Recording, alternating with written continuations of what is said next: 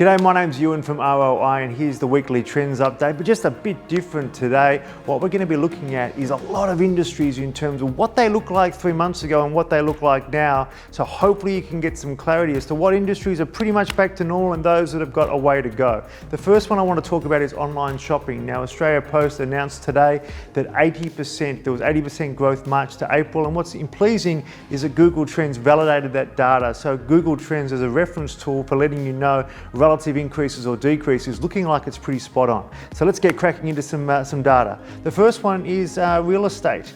Real estate, in terms of going back to February compared to now, the good news is, of course, there's some local variations, but real estate in terms of search has pretty much got back to the same levels it did in February, which is a very good forward indicator for confidence coming back in Australia.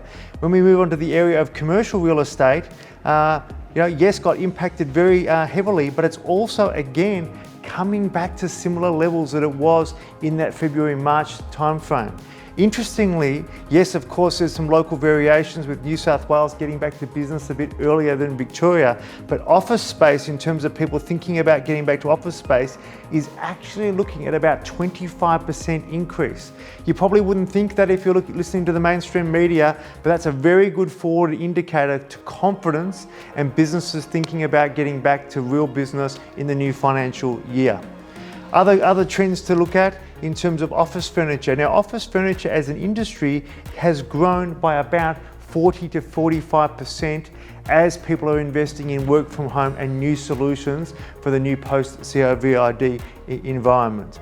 Laptops are incredibly trending in terms of from the start. They're, as an industry, growing at somewhere between 60 to 70% growth with sustained growth. So laptops have done really well as people are wanting a more flexible solution. Work from home was sitting at about 12 points in February. It's running at about 24 points. So a lot of people are getting caught up in the romanticism of the idea of working from home. But at the moment, we're looking at about a variation of about 10 to 15 percentage points in terms of maybe a sustained difference in how many people may take that option post-COVID-19. Other trends we're going to keep on going. The car industry. The car industry experienced 52% decline. 52% unprecedented decline in April, but the good news is for everyone in the car industry, certainly in May, it's trending at 25% above the average, and with the end of the financial year, I will make a prediction that the car industry will have their best ever sales month in the history of the car industry in June 2020. Why? Because we have the end of financial year, we have a lot of deals being made, and we have a lot of people that are scared of catching public transport. So you've got this beautiful fusion which should create a massive demand in terms of the car industry over the next 30 days. We're going to keep on rolling. Woolworths, well, there was a bit of a rush for toilet paper. There was a bit of a rush for everything there at Woolworths for a moment. But really, when you look at the balance, it's only about a 5% incremental improvement. So pretty much people are going back to normal behavior.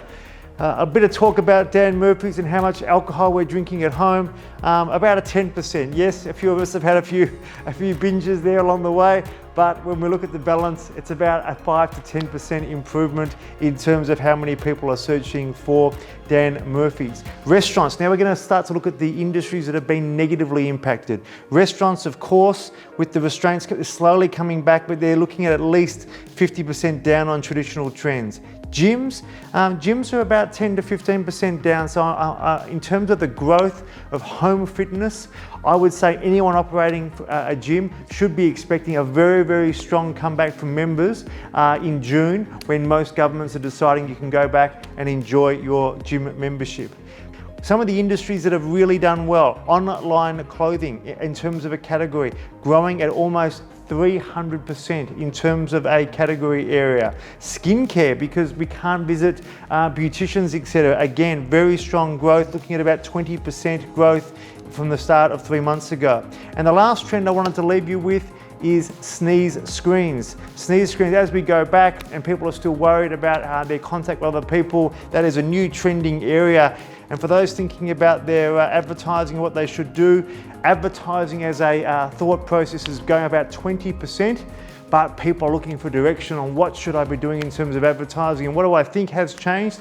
I think a lot of businesses are going to be more conservative in their approach and going to be demanding more ROI from their marketing in smaller increments in the new environment. So thanks for listening. And if you want any advice on some trends, I'd love to help you out here.